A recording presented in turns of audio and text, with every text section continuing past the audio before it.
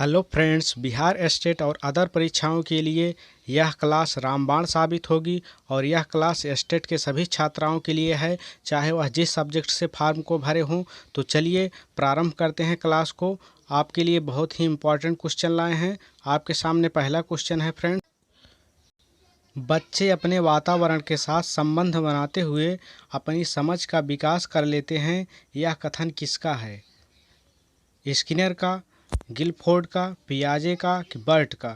तो इसमें जो आपका सही होगा पियाजे। इसमें आपका जो सही होगा ग नंबर। ठीक है, चलिए बढ़ते हैं। अगला नंबर आपके सामने 2 है कि व्यक्तिगत विभिन्नता के कारण होते हैं। व्यक्तिगत विभिन्नता के किस कारण से व्यक्तिगत विभिन्नता होती है? आनुवांशिकी के कारण, कि समाज और आर्थिक स्थिति के कारण, कि संवेगात्मक एवं व्यक्तिगत के कारण, कि वातावरण एवं आनुवांशिकी के कारण? तो इसमें जो आपका सही हो जाएगा दो का जो होगा वातावरण एवं आनुवांशिकी के कारण। ओके, तो चलिए बढ़ते हैं अगले नंबर पे। आपके सामने है क्वेश्चन नंबर 3 कि शैक्षिक निर्देशन की आवश्यकता है पाठ्यक्रम के चयन में, उपलब्धि स्तर को बनाए रखने में, अनुशासनहीनता को रोकने में, उपर्युक्त सभी में। तो इसमें आपका जो सही हो जाएगा उपर्युक्त सभी, तीनों चीज़ें शैक्षिक निर्देशन की आवश्यकता होती है। तो आपका जो सही होगा थर्ड नंबर, उपर्युक्त में से सभी।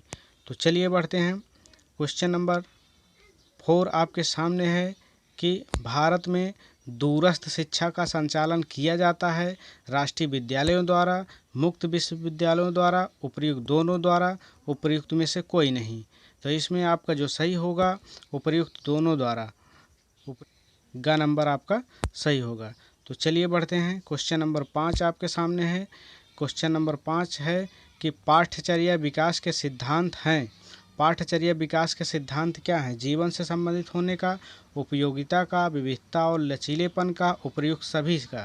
तो इसमें जो आपका सही हो जाएगा उपर्युक्त सभी, उपर्युक्त सभी।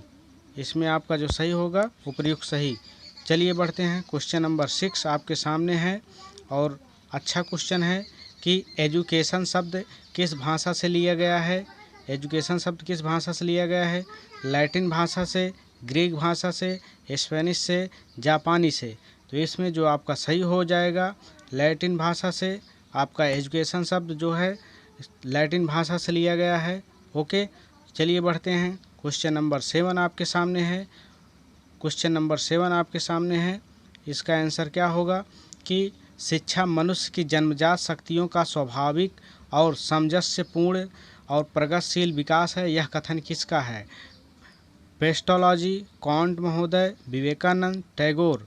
तो इसमें जो आपका सही हो जाएगा पेस्टोलॉजी, पेस्टोलॉजी आपका सही हो जाएगा। चलिए बढ़ते हैं क्वेश्चन नंबर 8 की तरफ। क्वेश्चन नंबर 8 आपके सामने है कि निम्न में से कौन सी शिक्षा के कार्यक्रम से नहीं जुड़ा है? निम्न में से कौन सा शिक्षा के कार्यक्रम से नहीं जुड़ा है?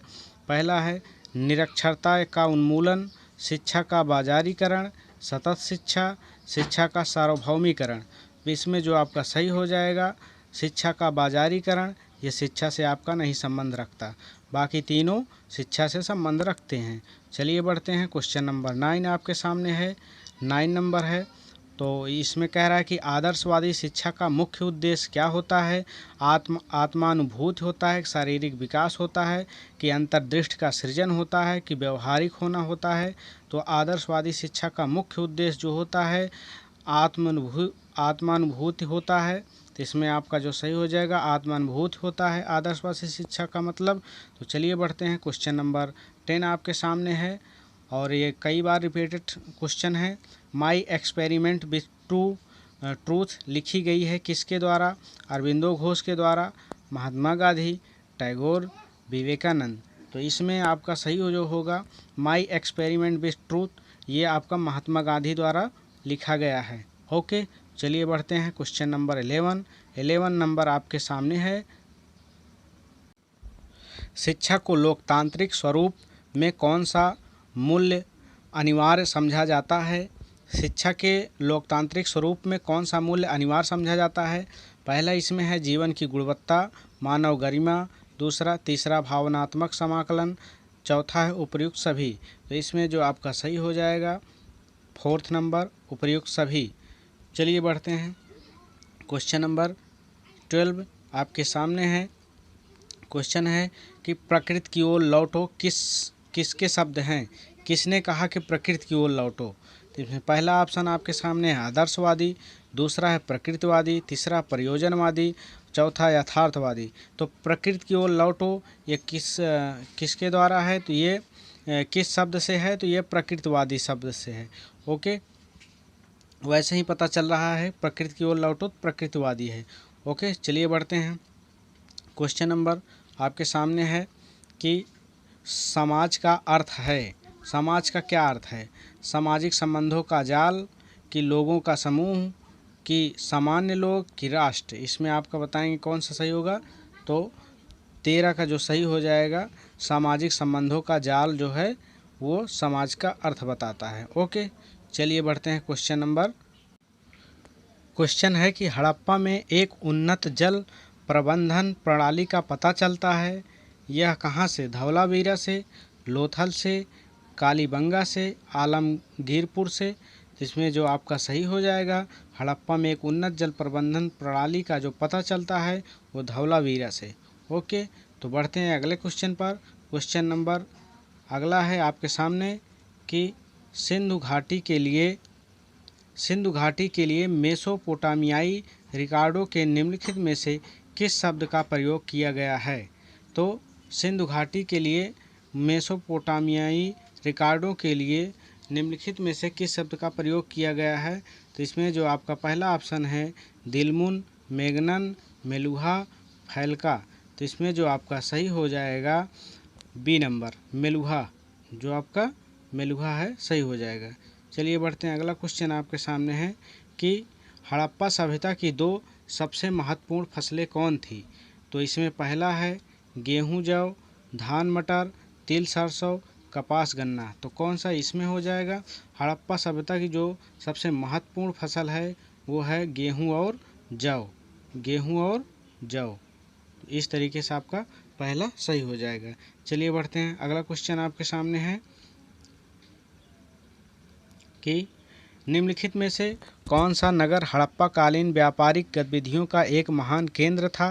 तो इसमें जो आपका सही हो जाएगा, पहला ऑप्शन इसमें दिया है हड़प्पा, लोथल, कालीबंगा, सुतकोटला। तो इसमें जो आपका सही हो जाएगा लोथल, इसमें जो आपका सही होगा लोथल। ओके, बढ़ते हैं अगले क्वेश्चन पर। अगला क्वेश्चन आपके सामने है कि हड़प्पा कालीन नगरों पर कौन शासन करता था। हड़प्पा कालीन नगरों पर कौन शासन करता था। पहला है राजा, पुरोहित राजा, व्यापारियों का अल्पतंत्र, अज्ञात।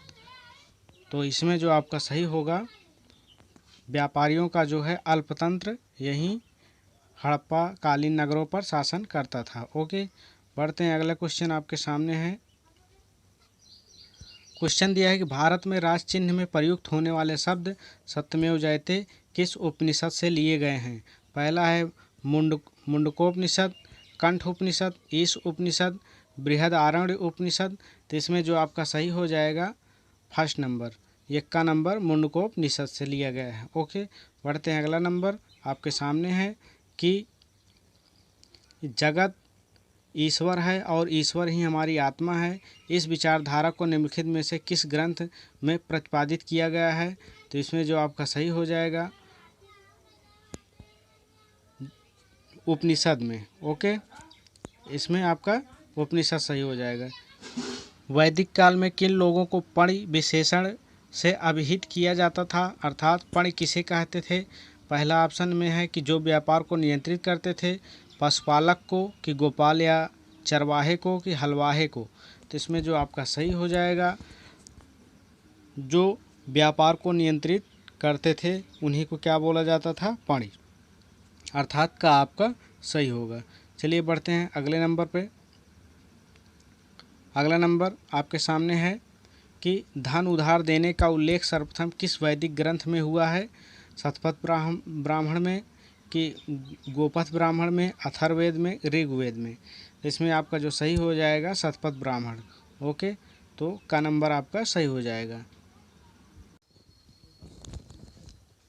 अगला क्वेश्चन आपके सामने है जो कि पॉलिटी से है। तो इसमें कह रहा है कि भारतीय संविधान के अंतर्गत निम्नलिखित में कौन सा मूल कर्तव्य नहीं है। 4 ऑप्शन आपके सामने है। पहला है लोक चुनाव में मतदान करना, वैज्ञानिक प्रवृत्ति विकसित करना, सार्वजनिक संपत्ति की सुरक्षा करना, संविधान के प्रति निष्ठावान रहना और उनके आदर्शों का सम्मान करना। तो इसमें जो आपका सही हो जाएगा, अब मूल कर्तव्य में जो नहीं आता है इसमें है लोक चुनावों में मतदान करना, ये आपका मूल कर्तव्य में नहीं आता है। तो इस तरीके से पहला सही हो जाएगा, बाकी तीनों मूल कर्तव्य में आते हैं। बढ़ते हैं अगले पॉलिटी के क्वेश्चन पर। अगला क्वेश्चन है कि भारत के संविधान में कल्याणकारी राज्य का आदर्श किसमें प्रतिष्ठापित है। मतलब कि संविधान में जो कल्याणकारी राज्य बनाने की बात कही गई है किसमें कही गई है, उद्देशिका में कि राज्य के नीति के निर्देशक तत्व में कि मूल अधिकार में, 7वीं अनुसूची में। तो इसमें जो आपका सही हो जाएगा खा नंबर सही होगा, क्योंकि कल्याणकारी राज्य बनाने की बात जो कही गई है राज्य के नीति निर्देशक तत्व में। ओके, तो इस तरीके से खा सही हो जाएगा। बढ़ते हैं अगले नंबर पर। अगला क्वेश्चन आपके सामने है कि भारत के संविधान की निम्नलिखित में से कौन सी एक अनुसूची में दल बदल विरोधी कानून विषयक प्रावधान है। पहली में, दूसरी में, 5वीं में कि 8वीं में कि 10वीं में। इसमें जो आपका सही हो जाएगा 10वीं अनुसूची में। ओके, तो इसमें आपका 10वीं अनुसूची में सही हो जाएगा। आगे बढ़ते हैं। क्वेश्चन नंबर 4 आपके सामने है, पॉलिटी का एक क्वेश्चन है। इसमें कह रहा है कि लोकसभा में अनुसूचित जनजातियों एसटी के लिए जिस राज्य में सर्वाधिक आरक्षित सीटें हैं वह कौन सा है। वह है बिहार है कि गुजरात है कि उत्तर प्रदेश है कि मध्य प्रदेश। तो सबसे ज़्यादा सीटें कहाँ हैं लोकसभा में, यूपी में। तो इसका आंसर क्या हो जाएगा, उत्तर प्रदेश। ओके, चलिए बढ़ते हैं अगला नंबर। अगला नंबर आपके सामने है, भारतीय सर्वेक्षण निम्नलिखित में से किसके अधीनस्थ है। तो भारतीय सर्वेक्षण किसके अधीनस्थ है। पहला है रक्षा मंत्रालय के, पर्यावरण एवं वन मंत्रालय के, गृह मंत्रालय के, विज्ञान एवं प्रौद्योगिकी मंत्रालय के। बताएंगे इसमें जो आपका भारतीय सर्वेक्षण जो है ये आपका विज्ञान एवं प्रौद्योगिकी से संबंधित है। ओके, तो बढ़ते हैं अगला क्वेश्चन आपके सामने है कि भारत प्रथम लोकसभा अध्यक्ष कौन थे। प्रथम लोकसभा अध्यक्ष हुकुम सिंह, के.एम. मुंशी, जी.बी. मावलंकर, यू.एन. ढेबर। तो इसमें आपको पता ही होगा, इसमें जो है जी.बी. मावलंकर प्रथम लोकसभा अध्यक्ष रह चुके हैं। बढ़ते हैं अगले पे। अगला नंबर आपके सामने है कि यदि पंचायत भंग हो जाती है तो किस अवधि के अंदर निर्वाचन होने चाहिए। मतलब नई पंचायत का गठन कितने समय के अंदर हो जाना चाहिए। इसमें समय दिया 1 माह, 3 माह, 6 माह, 1 वर्ष। इसमें जो आपका सही हो जाएगा 6 माह के अंदर। भारतीय संविधान की प्रस्तावना में पंथ निरपेक्ष शब्द जोड़ा गया है 25वें संशोधन में, 42वें संशोधन में, 44वें संशोधन में, 52वें में।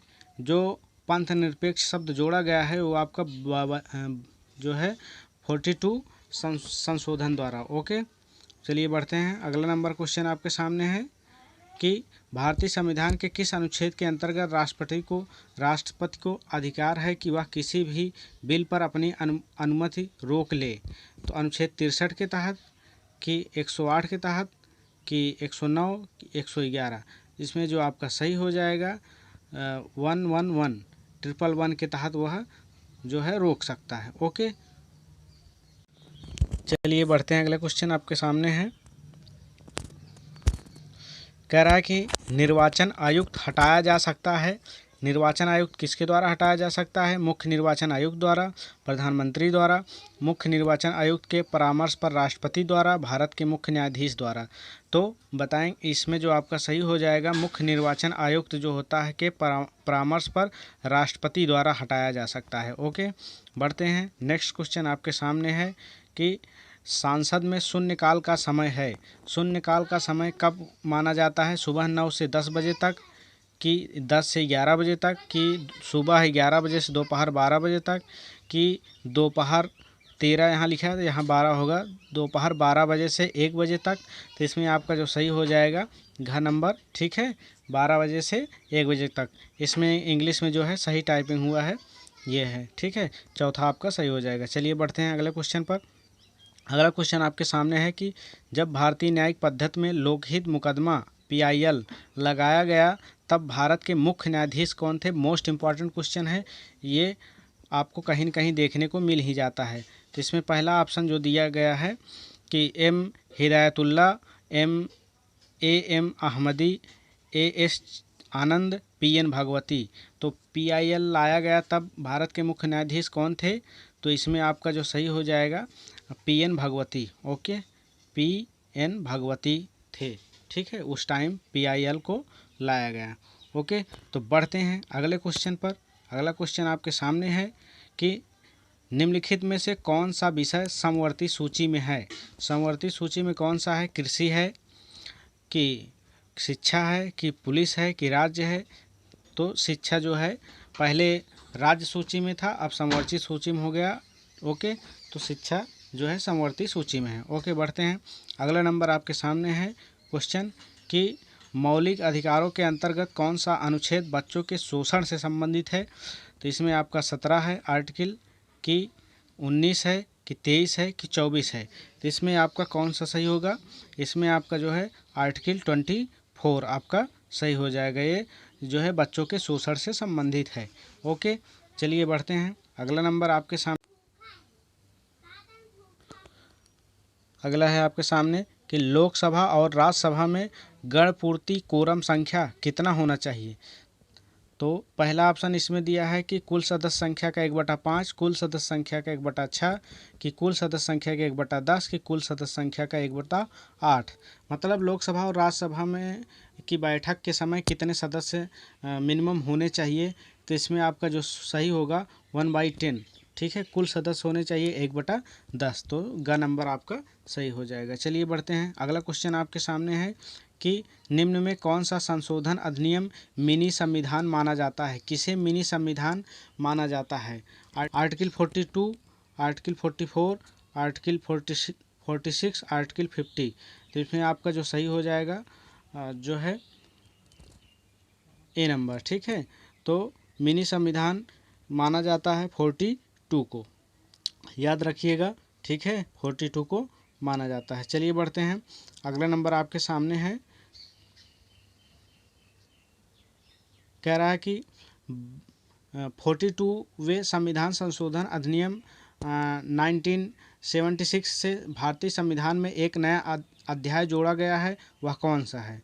संघीय क्षेत्रों के प्रशासन से संबंधित है, अंतर्राज्यीय परिषद के निर्माण से है, कि मौलिक कर्तव्य से है, किससे संबंधित है जो जोड़ा गया है 1976 से। तो इसमें आपका जो सही हो जाएगा मौलिक कर्तव्य, ठीक है, मौलिक कर्तव्य से संबंधित है, ठीक है। चलिए बढ़ते हैं अगले नंबर पर। अगला नंबर आपके सामने क्वेश्चन है कि भारतीय संविधान के किस अनुच्छेद के आधार पर राष्ट्रपति देश में वित्तीय आपात की घोषणा कर सकता है। पहला है कि 352, 355 के तहत, 356 के तहत, 360 के। तो 360 इसमें वित्तीय आपात लगता है।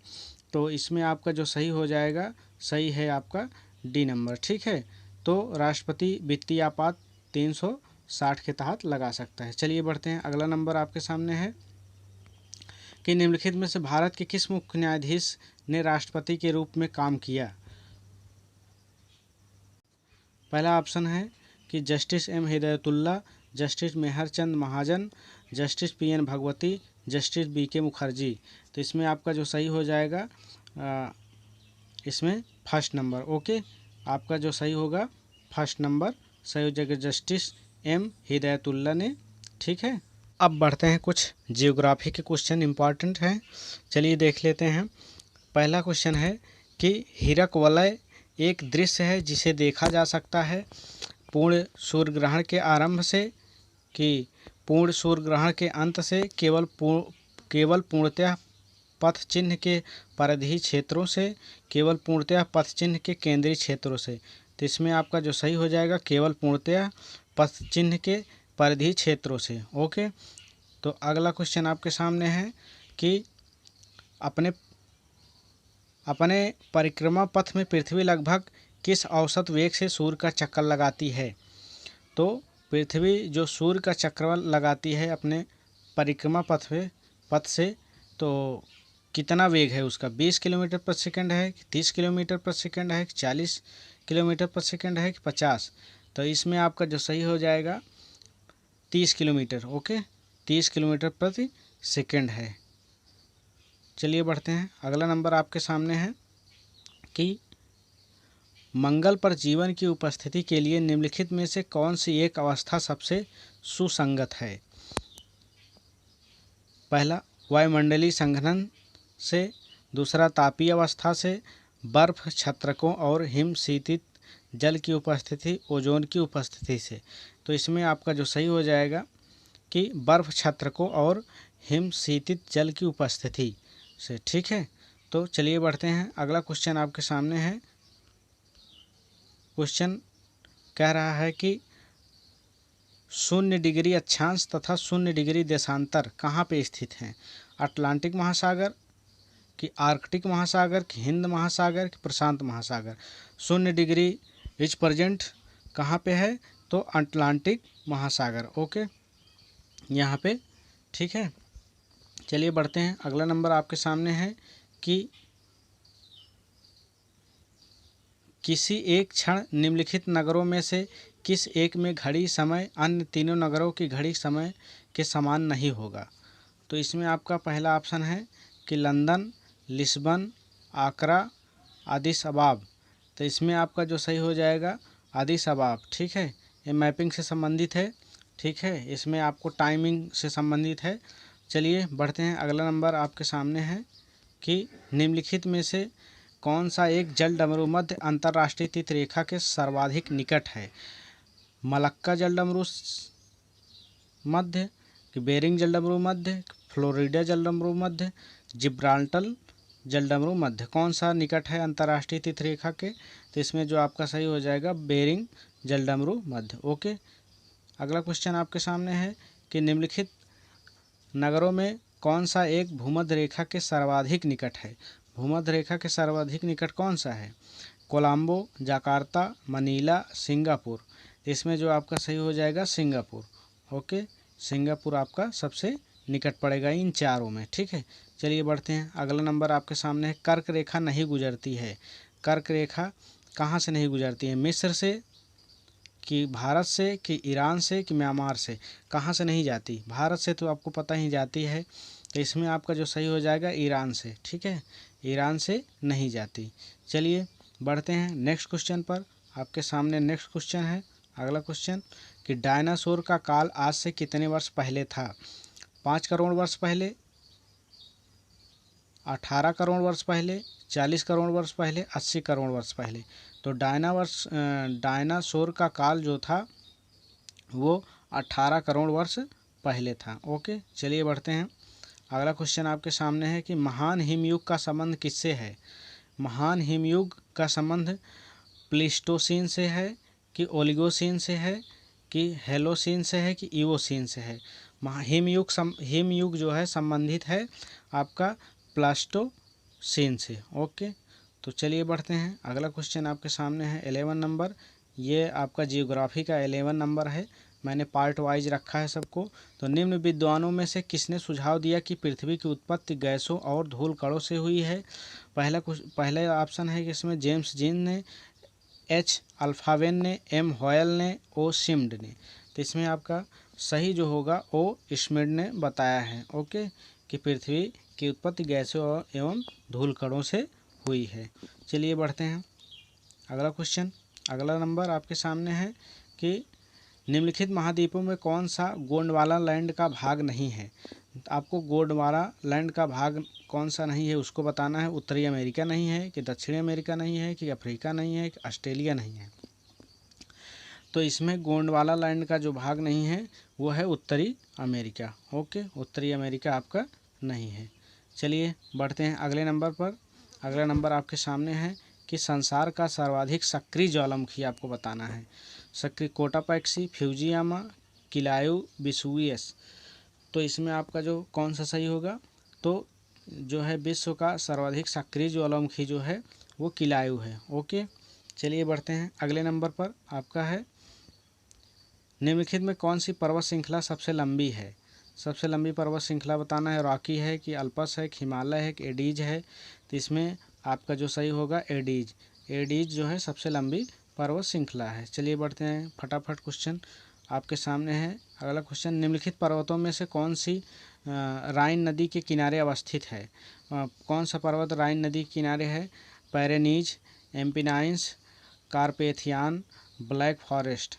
तो इसमें आपका जो सही हो जाएगा ब्लैक फॉरेस्ट। ब्लैक फॉरेस्ट राइन नदी के किनारे स्थित है। अगला नंबर आपके सामने है कि तकलामकान मरुस्थल अवस्थित है। तकलामकान कहाँ पे स्थित है? इसमें पहला दिया है कि अफ़गानिस्तान में, कि चीन में, कि कजाकिस्तान में, कि मंगोलिया में। तो तकलामकान जो आपका चीन में है, ठीक है, चीन में पड़ता है, ठीक है, तकलामकान चीन में। चलिए बढ़ते हैं। अगला नंबर आपके सामने है कि निम्न में कौन सा देश कैस्पियन सागर से सीमा नहीं बनाता है? कैस्पियन सागर से सीमा नहीं बनाता है कौन सा? अजरबैजान, की ईरान, की इराक, की कजाकिस्तान? इसमें कौन सा सही है? तो इसमें इराक जो है नहीं बनाता है, ठीक है। अजरबैजान भी बनाता है, ईरान भी बनाता है, कजाकिस्तान भी बनाता है, ठीक है। चलिए बढ़ते हैं। अगला नंबर आपके सामने है कि निम्नलिखित में से देशों में से कौन सा लिथुआनिया का समीपवर्ती नहीं है? चलिए इतना टफ क्वेश्चन नहीं पूछेगा, फिर भी आपको बता देते हैं कि यूक्रेन जो है, देखिए रूस यूक्रेन में मामला था, चल रहा था अभी हाल ही में, इसलिए क्वेश्चन पूछने की संभावना बढ़ जाती है कि निम्नलिखित देशों में कौन सा लिथुआनिया का समीपवर्ती नहीं है? तो इसमें आपका जो सही होगा यूक्रेन, ठीक है। यूक्रेन लिथुआनिया का जो है समीपवर्ती नहीं है, ठीक है। चलिए बढ़ते हैं। क्वेश्चन नंबर 9 आपके सामने है कि भारत और चीन के अतिरिक्त निम्नलिखित में कौन से समूह में दिए गए म्यांमार के सीमावर्ती हैं? भारत और चीन को छोड़कर निम्नलिखित में से कौन से समूह में दिए गए म्यांमार के सीमावर्ती हैं? म्यांमार के सीमावर्ती देशों के नाम आपको बताना है। तो इसमें कौन सा सही होगा? तो इसमें आपका जो सही होगा थाईलैंड, लाओस और बांग्लादेश, ठीक है। तो ये है आपका, ठीक है। चलिए बढ़ते हैं। अगला क्वेश्चन आपके सामने है कि निम्नलिखित में कौन सा एक देश भौगोलिक रूप से अमेरिका में स्थित होने पर भी राजनैतिक दृष्टि से यूरोप का भाग है? बहुत ही बेहतरीन क्वेश्चन है। आइसलैंड होगा इसमें, कि कैनरी आइसलैंड होगा, ग्रीनलैंड होगा, क्यूबा होगा? तो इसमें आपका जो होगा ग्रीनलैंड होगा। ये ग्रीनलैंड बेसिकली क्या है कि ये अमेरिका में स्थित होने पर भी इस राजनैतिक दृष्टि से इस पर किसका भाग है? यूरोप का भाग है। तो फ्रेंड्स, वीडियो को पूरा देखने के लिए आपको बहुत बहुत धन्यवाद। आई होप कि ये आपके एग्ज़ाम के लिए बहुत हेल्पफुल होगी। तो मिलते हैं नेक्स्ट वीडियो में। आज के लिए धन्यवाद।